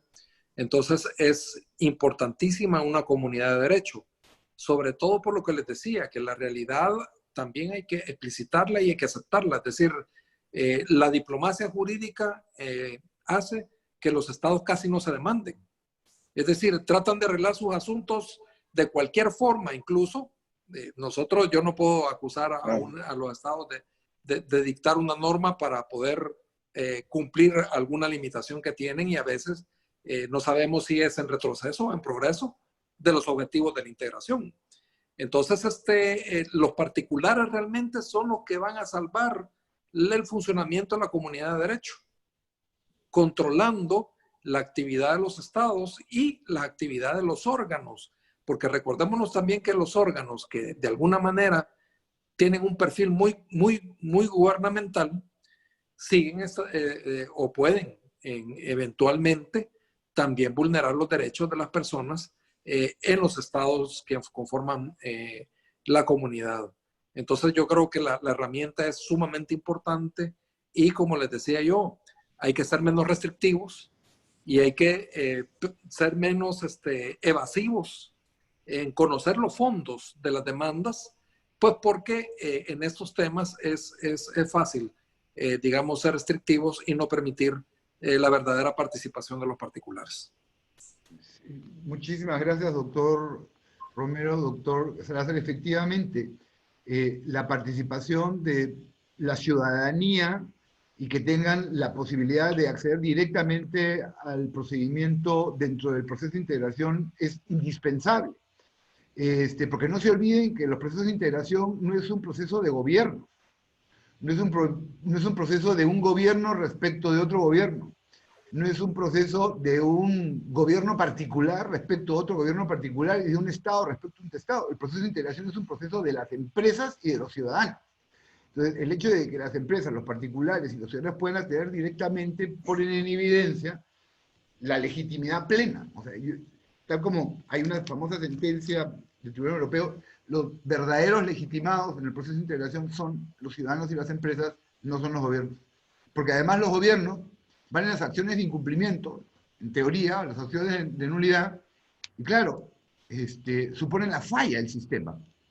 En cambio, las acciones de interpretación prejudicial ponen en evidencia que el sistema funciona maravillosamente bien. Entonces, sí, totalmente de acuerdo con ustedes y muchísimas gracias. Cedo la palabra a Alejandro.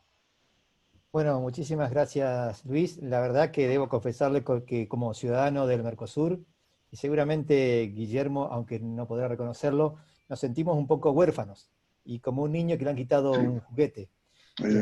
La falta de acceso que tenemos en el Mercosur, en forma directa, hace que nos sentamos un poco en minusvalía respecto a nuestros hermanos andinos y centroamericanos. Siempre hemos pregonado por esta capacidad que deben tener los particulares, que como bien dice Luis, y repito en esto lo que dice el Tratado de Asunción. El Tratado de Asunción dice que el Mercosur se hizo para mejorar las condiciones de vida de los habitantes. Y mejorar las condiciones de vida de los habitantes es dotarlo de una jurisdicción a la cual poder recurrir. Y bien recordaba Luis el fallo Wangener-Loss, que ha sido señor en esta materia.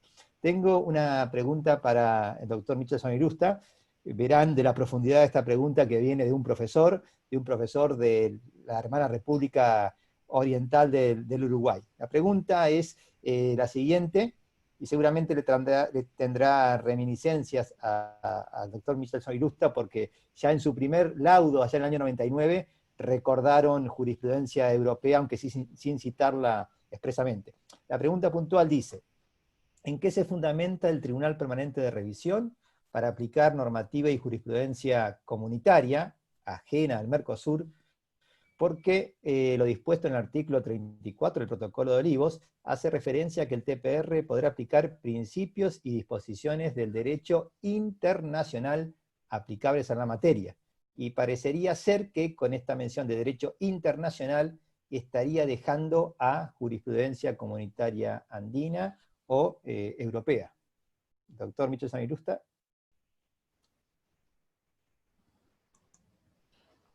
Voy a habilitar el sonido, doctor Irusta.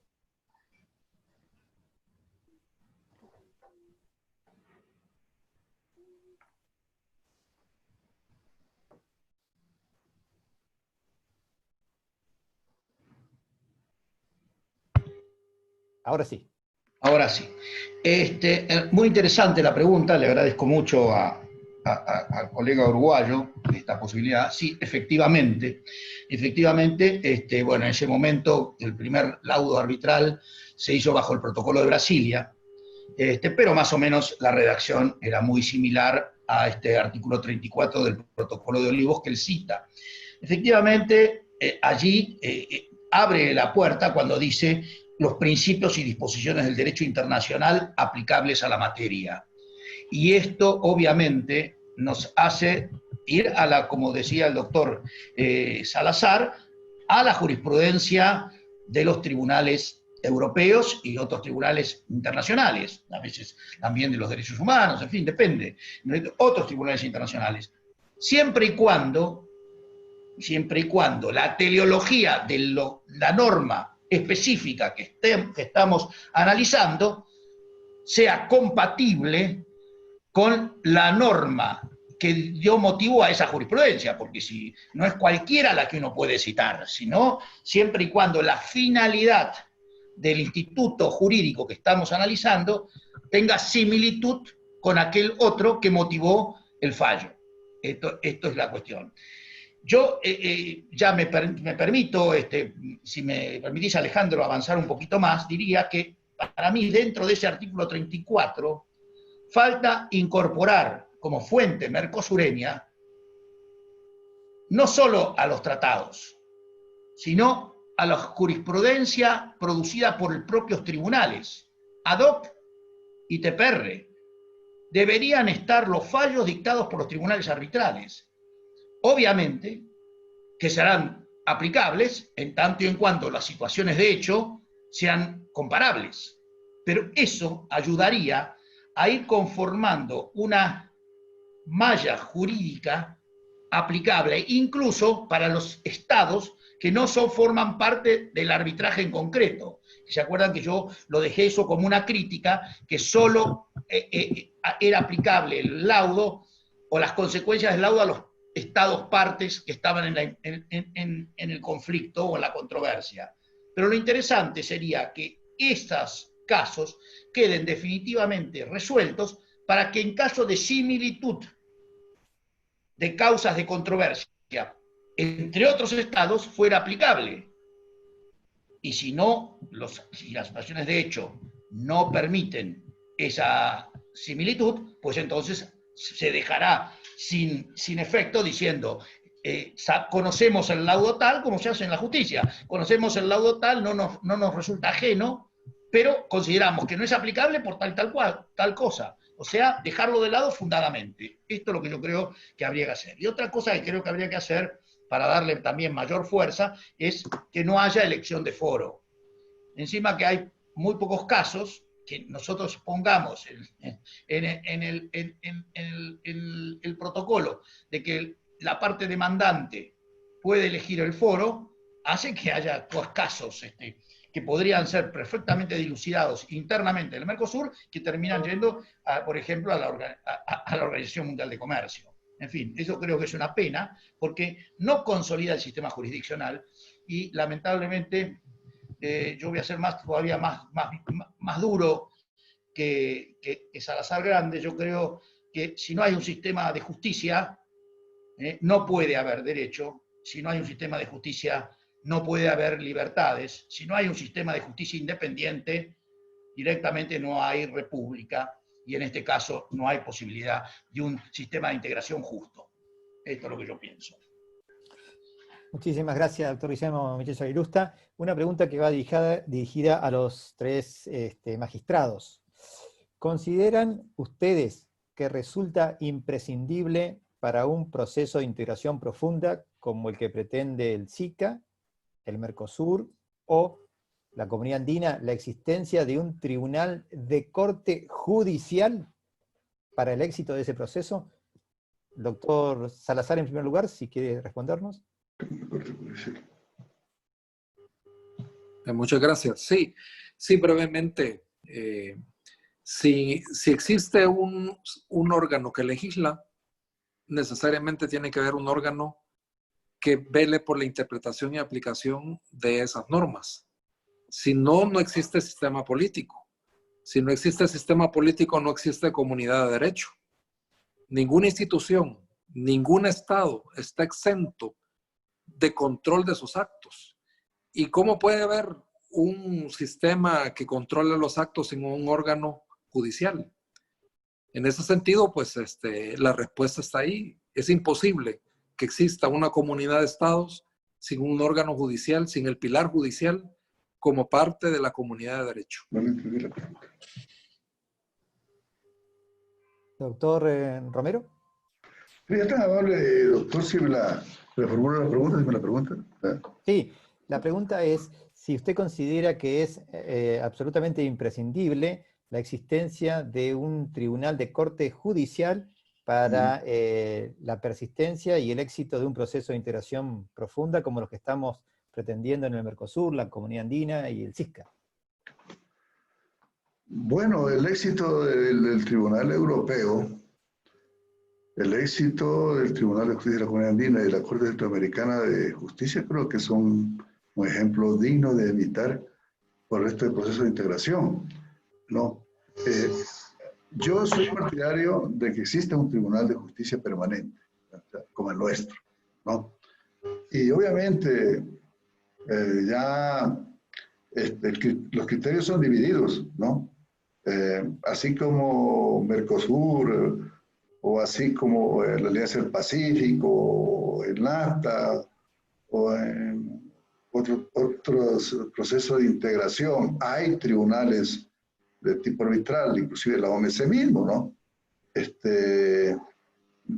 Depende de lo que quieran los estados, pero las características que tiene un tribunal de justicia creo que dan mucho más garantía de lo que un tribunal arbitral.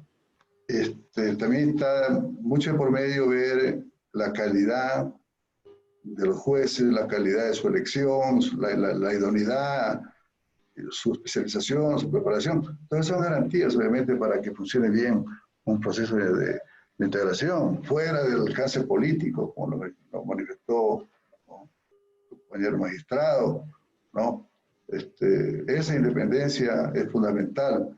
Entonces yo sí soy partidario de que un tribunal permanente de justicia me parece a mí, en mi criterio muy personal, que da un poco más de garantías, ¿sí?, a los que están litigando, ¿no?, dentro de un proceso de controversia que pueda darse. Muchas gracias, doctor Romero. Doctor Michelson. Bueno, ustedes saben que yo soy muy pro arbitraje, ¿no es cierto? O sea, y si no lo saben, lo conocen a partir de este momento. Pero bueno, la verdad es que si nosotros vamos a la historia, tenemos que recordar que la primera conferencia de paz de 1899 creó la Corte Permanente de Arbitraje, que sigue vigente y que tiene innumerables casos que resuelve. O sea, yo creo que el problema no es si es tribunal arbitral o si es tribunal judicial. Lo importante es qué facultades, se le otorgan a ese tribunal para que pueda actuar y qué cantidad de casos se le abre la competencia para que él pueda entender. El hecho de la jurisdicción es importante, que no es la jurisdicción que tiene el árbitro es igual a la del juez. La diferencia es el imperium. Ahora, entre estados soberanos, que el tribunal arbitral tenga imperium es imposible, y que además, aunque lo tuviese, sería muy difícil que lo ejerciera. La prueba está que hay un solo caso en el Mercosur, claro que son muy pocos los casos, son 15 o 16, donde ha habido medidas de retaliación entre el Estado que ganó el laudo y el que incumplió, una vez sola. Entonces, no es claro, yo no veo claro que la necesidad o lo que va a determinar el gran cambio es el carácter o naturaleza judicial o arbitral de la Corte. Lo que creo que va a dar lo que va a modificar va a ser las facultades y atribuciones que se le concedan. Esto es lo que yo entiendo. Lo cual no quiere decir que esté en contra de que pudiera ser judicial, ¿no? De ninguna manera. Pero tampoco tengo problema con que sea arbitral. Muchas gracias, doctor Michelson Irusta. Y vamos con las dos últimas preguntas. Les pediría precisión a los expositores para luego ya pasar la palabra a Luis para el cierre. La primera pregunta va dirigida al doctor Romero y refiere lo siguiente. Dice, el doctor Romero se manifestó favorable a un mayor financiamiento del Tribunal Andino. Quisiera saber cómo se constituye el presupuesto del Tribunal Comunitario para paulatinamente obtener una mayor independencia en sus decisiones. Y la segunda pregunta para el doctor Salazar. El doctor Salazar habló de la relación de la Corte con a través de su relación con los jueces nacionales. Entonces la pregunta concreta es, ¿de qué forma la Corte Centroamericana hace esos acercamientos o conversatorios con los jueces internos de los estados del SICA? Doctor Romero. Bueno, el acceso al Tribunal de Justicia de la Comunidad Andina es gratuito. No hay costo para las partes. Sí. El tribunal está en una época deficitaria en su presupuesto. Es decir, si hace 12 años terminó su presupuesto de $1 millón, $1.075.000, han pasado 12 años y tenemos el mismo presupuesto. En el 2008 habían 130 causas, ahora tenemos 700, ¿no? Eso implica que se han aumentado los costos y los gastos en todo sentido, ¿no? Desde el punto de vista de los salarios del personal, material y todo lo demás. Entonces, el dinero no ha sido suficiente y se nos ha creado, por decir, un hueco dentro del presupuesto que tenemos. De ahí, entonces, como la situación es difícil para los países de que nos incrementen el presupuesto, entonces hemos dicho, bueno, alternativamente, ¿qué solución se puede encontrar a esto? ¿No? ¿Qué será? A lo mejor de establecer un tipo de tasas judiciales para determinados procesos de índole judicial, ¿no? ¿Cuál es la forma en que el tribunal puede, a lo mejor, tener ingresos extraordinarios para financiar su presupuesto? Por ahí es lo que va el tema, que está en las manos de las autoridades que tienen que tomar la decisión, que es la Comisión de la Comunidad Andina, ¿no? Nosotros lo que hemos hecho es poner el problema, hacer conocer la realidad en que vivimos, ¿no? En que nos estamos desempeñando, y bueno, si ustedes creen que pueden tomar o decir qué tipo de medidas podemos hacer para tener mejor presupuesto, pues le hemos entregado. Entonces el problema va estrictamente por ahí, ¿no? Dado que se nos ha creado un fondo, un hueco, digamos, en el presupuesto por el paso del tiempo, y nuestro presupuesto no ha sido actualizado. Y como he dicho, bueno, hemos tomado medidas de autoridad, medidas de austeridad, ¿no? Y estamos por todos lados reduciendo nuestros gastos con la finalidad, al fin, de ajustarnos a lo que se le entrega al tribunal, ¿sí? Y, obviamente, hacer el máximo esfuerzo para que el tribunal siga funcionando y no paralice sus actividades. Nosotros dependemos exclusivamente de los pagos que nos hacen los países, ¿no? Cada país tiene su cuota, y aquí hay una diferencia entre la Comunidad Andina, porque Colombia y porque Perú pagan, parece que son 4 veces más de lo que aporta Ecuador y Bolivia. Entonces, por ahí ya hay un problema, ¿no? Donde podría a lo mejor encontrarse una solución, si es que se igualan los presupuestos de lo que cada país debe aportar. En fin, se han planteado sugerencias, todavía no tenemos respuesta, pero es una realidad lo que se ha planteado y lo que se ha dicho. Gracias. Gracias, doctor Romero. Doctor Salazar. Alejandro. Sí, bueno, nosotros como Corte Centroamericana, la primera corte que hubo hizo una nota informativa para todos los jueces, una nota informativa sobre la competencia prejudicial, y se mandó directamente a cada juez. Han habido consultas prejudiciales sobre la base de la información que se le ha dado a cada juez de cómo procede la consulta, la interpretación prejudicial y cuáles son sus efectos jurídicos. Eso es lo primero.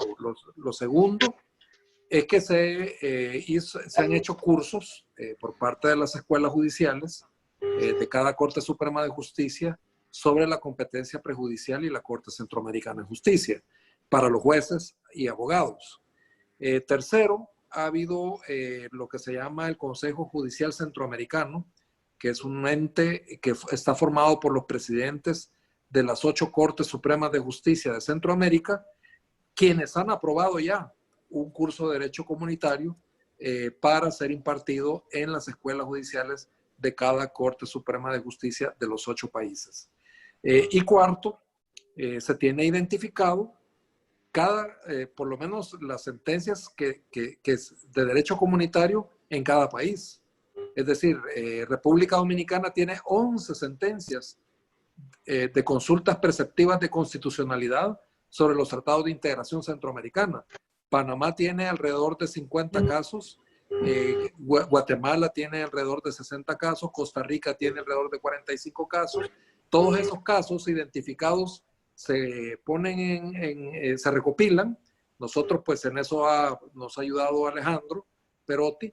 Tenemos una recopilación de sentencias de los tribunales nacionales donde han resuelto y han aplicado derecho comunitario, lo que tiene la Corte Centroamericana de Justicia a efecto de tener esa información de cuáles han sido los criterios que se han aplicado en cada uno de los países. Y esa información la tiene cada Corte Suprema de Justicia de cada país. Es decir, y la Corte misma, cuando ha tenido fondos de cooperación, ha llamado a los presidentes de las Cortes Supremas para hablar sobre el diálogo jurisprudencial y intercambiar información de las sentencias y de los progresos de las interpretaciones que se van dando en la Corte. Eso es lo que nosotros hacemos aquí en el SIC.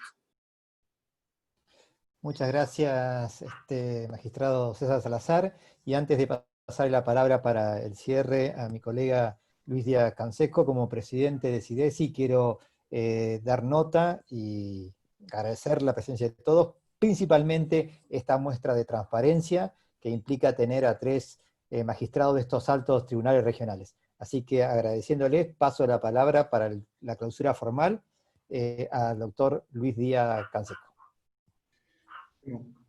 En primer lugar, quiero felicitar al SIDESI por esta extraordinaria convocatoria.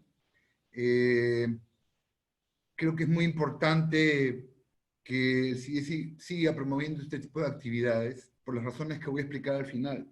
En segundo lugar, quiero agradecer la presencia de los distinguidos magistrados Mikkelsen, el distinguidísimo magistrado Romero, igual que el magistrado Salazar, por su presencia aquí, así como la extraordinaria conducción de Alejandro Perotti, de Alejandro Ponce y de Rodrigo Garrón, y con todo el apoyo de la Universidad Austral en la parte técnica.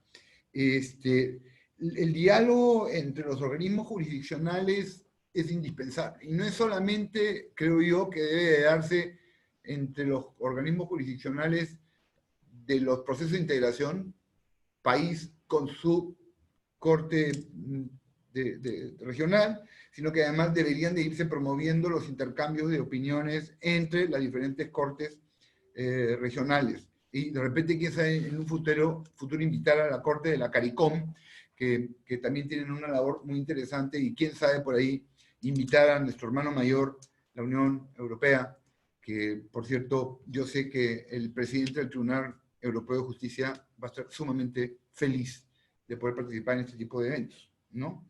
Quiero agradecer muchísimo a los asistentes y pedirle disculpas, agradecer por la cantidad de gente inscrita y que han estado acá muchas horas oyéndonos.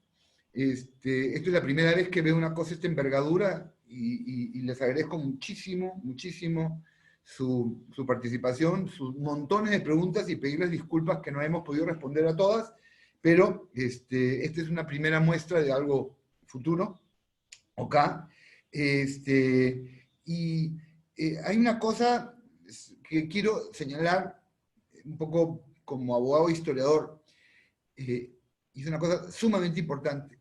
El proceso de integración europeo se consolidó y se salvó, porque como todos los procesos de integración siempre van a tener crisis, gracias a que tuvo un tribunal de justicia fuerte. Entonces, la esencia del proceso de integración parece mentira, y esto es una cosa que no le gusta a los funcionarios gubernamentales. La esencia del proceso de integración es justamente la solución de controversias. ¿Y por qué razón? Porque no se olviden que los funcionarios gubernamentales siempre van a ser funcionarios gubernamentales y van a tratar de resolver los problemas de gobierno a gobierno. Y esa solución no necesariamente va a estar en armonía, ni va a corresponder, ni va a representar los intereses de la ciudadanía. Y aquí, una vez más, voy al artículo 1 del Tratado Centroamericano, del Tratado Mercosur y del Tratado de la Comunidad Andina, que dice, y ya fue citado, que el objeto principal de nuestro proceso de integración es el mejoramiento del nivel de vida de sus habitantes. Así es que con esa invocación los dejo y les agradezco muchísimo su participación. Muchas gracias a todos. Muchas Muchas gracias. gracias, muchas gracias. Estamos a la orden. Muchas gracias.